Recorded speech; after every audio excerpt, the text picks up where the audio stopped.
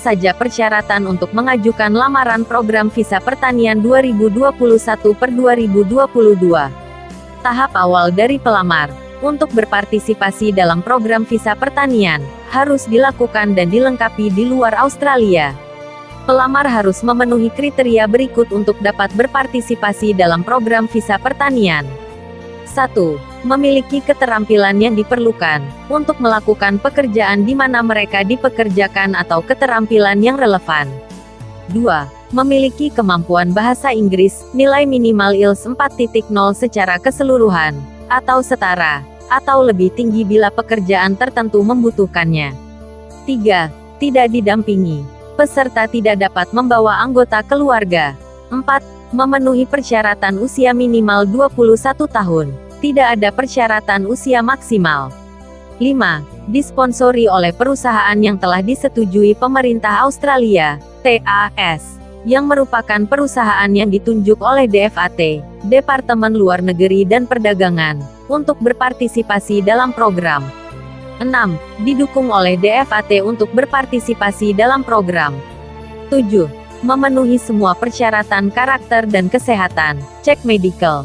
8. Memiliki asuransi kesehatan yang memadai, selama masa tinggal di Australia. Anda juga harus memenuhi persyaratan berikut saat mengajukan permohonan visa pertanian. Bukti niat untuk melakukan pekerjaan pertanian untuk sebagian besar waktu Anda di Australia. Bukti keterampilan yang Anda miliki di bidang pertanian atau fasilitas pemrosesan makanan atau tekstil. Anda harus berada di luar Australia saat mengajukan visa dan saat visa diberikan.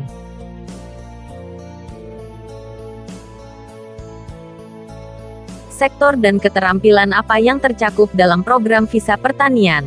Ada lebih dari 100 jenis pekerjaan pertanian untuk pengunjung pertanian. Sebagian besar posisi ini adalah memetik, mengemas, dan memproses buah-buahan, seperti blueberry, mangga, dan jeruk. Peluang tergantung pada keterampilan dan pengalaman, mencakup peternakan sapi perah, pemanenan kapas, pemetikan sayuran, perawatan ternak, pertanian ganja obat, pertanian surya, panen biji-bijian, pengolahan daging, penangkapan ikan komersial, pemeliharaan kehutanan. Terkait tingkat keterampilan sebagai berikut. 1. Program visa pertanian akan menargetkan karyawan berketerampilan, semi-terampil, dan berketerampilan rendah, dalam pekerjaan tertentu di seluruh sektor ini. 2. Pada tahap awal, rekrutmen akan difokuskan pada pekerjaan dengan keterampilan lebih rendah, dan ini akan diperluas seiring perkembangan program. 3. Karyawan harus memiliki pengalaman dan/atau kualifikasi untuk mulai bekerja pada tingkat keterampilan dan pekerjaan yang mereka rekrut jika relevan. Apakah program visa pertanian akan memiliki jumlah maksimum karyawan luar negeri? Saat ini hanya terbatas pada 1.000 pekerja tiap negara. Batasan akan ditinjau setiap tahun dengan berkonsultasi dengan negara pengirim yang akan dikaitkan dengan tinjauan migrasi tahunan.